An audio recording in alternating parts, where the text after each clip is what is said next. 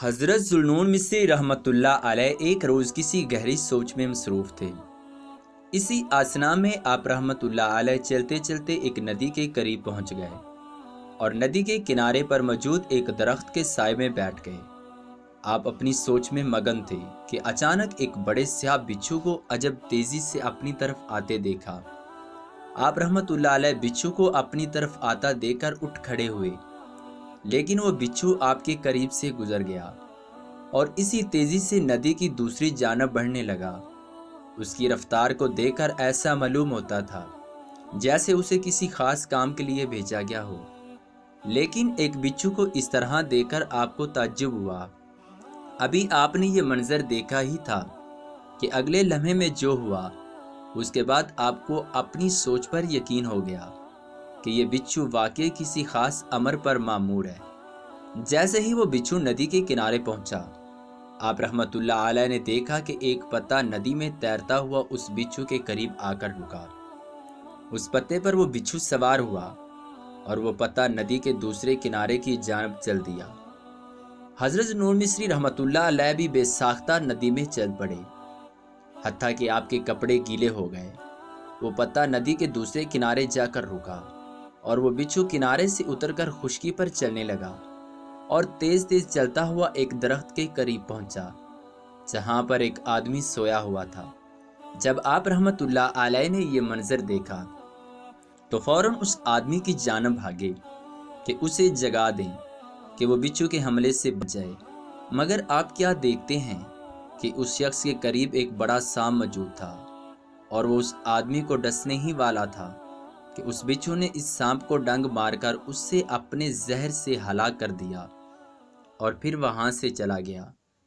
हज़रत ज़ुन्नून मिस्री रहमतुल्लाह अलैह ये मंजर देखकर बहुत हैरान हुए और कहने लगे, ज़रूर ये आदमी अल्लाह का कोई ख़ास बंदा है जिसकी जान अल्लाह ताला ने ऐसे बचाई। आप रहमतुल्लाह अलैह ने उस सोए हुए शख्स के करीब पहुँचे कि उसे इन हालात से आगाह करें और उससे इसके हालात भी जान सकें। जैसे ही आप रहमतुल्लाह अलैह उस शख्स के करीब पहुँचे, उसके मुंह में से शराब की सख्त बदबू आ रही थी। उसके कपड़े मैले कुचैले थे और वो एक शराबी था। हज़रत ज़ुन्नून मिस्री रहमतुल्लाह अलैह उस शख्स के करीब पहुँचे, उसे हिलाया और फरमाने लगे, ए नौजवान, देख तेरे पाक परवरदिगार ने किस तरह तेरी जान बचाई। ये जो मुर्दा सांप तुम देख रहे हो, ये तुम्हें हलाक करने आया था, लेकिन अल्लाह ताला ने तुम्हारी हिफाजत इस तरह की कि एक बिच्छू जो उस नदी के दूसरे किनारे से आया और उसने आकर इस सांप को मार डाला। फिर हज़रत ज़ुन्नून मिस्री रहमतुल्लाह अलैह ने उस नौजवान को सारा वाक़या सुनाया। फिर कुछ अशआर अदा किए जिनका उस नौजवान पर गहरा असर हुआ। इन अशआर का तर्जमा कुछ यूँ है, ए गाफल, उठ, रब्बे जलील ने अपने बंदे की हर उस बुराई से इस तरह हिफाजत की है जो अंधेरों में घूमती है। फिर तेरी आंखें उस माल की हकीकत से गाफल होकर क्यों सो गई जिसकी तरफ से तुझे नेमतों के फ़ायदे पहुँचते हैं।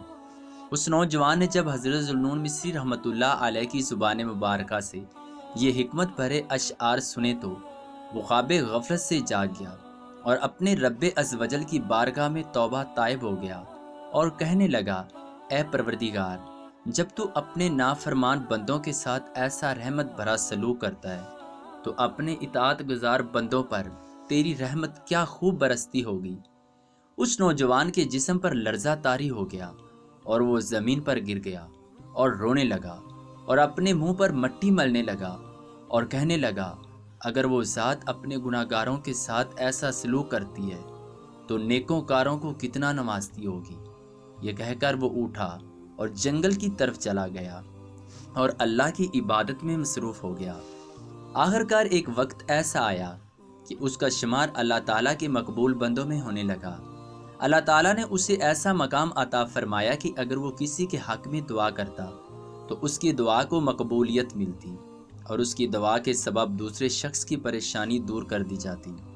इसलिए बुजुर्गाने दीन फरमाते हैं कि किसी की ज़ाहिरी हालत देखकर उसको दुत्कारना नहीं चाहिए, क्योंकि वो अल्लाह ताला की ही ज़ात है जो अपने बंदों की हदायत, उनकी मग़फ़िरत और हिफाजत के लिए क्या क्या असबाब पैदा करता है। ایک اور واقعہ آپ کو سناتے ہیں جو ایک ایسے شرابی کا ہے جو ولی اللہ کے درجے تک پہنچا۔ کہتے ہیں ایک شرابی کے ہاں ہر وقت شراب کا مجمع لگا رہتا تھا۔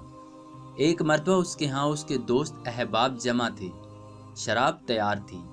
اپنے غلام کو 4 درہم دیے کہ شراب پینے سے پہلے بازار سے دوستوں کو کچھ کھلانے کے لیے کچھ پھل خرید لائیں۔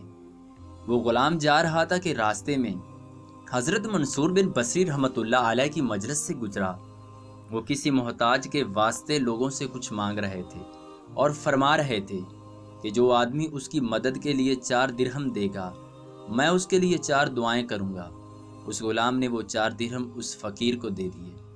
حضرت منصور رحمۃ اللہ علیہ نے فرمایا، اے شخص بتا تو کیا دعائیں چاہتا ہے؟ اس غلام نے کہا، میرا ایک آقا ہے، میں اس سے آزادی چاہتا ہوں۔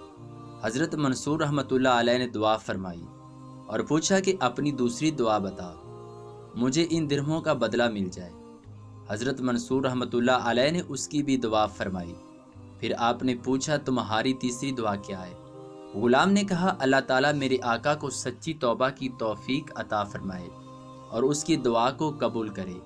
آپ نے اس کے لیے بھی دعا فرمائی اور پوچھا کہ تمہاری چوتھی اور آخری دعا کیا ہے؟ تو غلام نے کہا کہ اللہ میری اور میرے سردار کی، تمہاری اور یہاں مجمع میں موجود سب لوگوں کی مغفرت فرمائے۔ حضرت منصور رحمۃ اللہ علیہ نے اس کے لیے بھی دعا فرمائی۔ اس کے بعد وہ غلام خالی ہاتھ اپنے مالک کے پاس پہنچ گیا۔ مالک اس کے انتظار میں تھا۔ دیکھ کر کہنے لگا، تم نے اتنی دیر کیوں لگا دی؟ غلام نے قصہ سنانا شروع کر دیا۔ پہلے تو سردار نے اس پر غصہ ہونے کی بجائے یہ پوچھا، تم نے وہ 4 دعائیں کون سی کروائی؟ غلام نے کہا، پہلی تو یہ کہ مجھے تیری غلامی سے آزادی مل جائے۔ سردار نے کہا، جا میں نے تجھے آزاد کر دیا۔ اس نے کہا، تمہاری دوسری دعا کیا ہے؟ غلام نے کہا کہ مجھے ان درہموں کا بدلہ مل جائے۔ سردار نے کہا، جا میں تجھے ان درہموں کے بدلے 4000 درہم دیتا ہوں۔ تمہاری تیسری دعا کیا تھی؟ غلام نے کہا کہ اللہ تعالیٰ تمہیں شراب اور ہر طرح کی بدکاری سے نجات بخش دے۔ سردار نے اسی وقت کہا کہ آج میں اپنے تمام گناہوں سے توبہ کرتا ہوں۔ تو نے چوتھی دعا کیا مانگی تھی؟ غلام نے کہا، اللہ تعالیٰ مجھے، آپ کو، حضرت منصور رحمۃ اللہ علیہ کو اور مجمع میں موجود ہر شخص کو بخش دے۔ سردار نے کہا، اب یہ میرے اختیار میں نہیں۔ رات کو اس کو خواب میں آواز سنائی دی کہ کہنے والا کہہ رہا تھا کہ جب تو نے وہ تینوں کام کر دیے جو تیرے اختیار میں تھے تو تیرا کیا خیال ہے؟ اللہ پاک وہ کام نہیں کرے گا جس پر وہ قادر ہے۔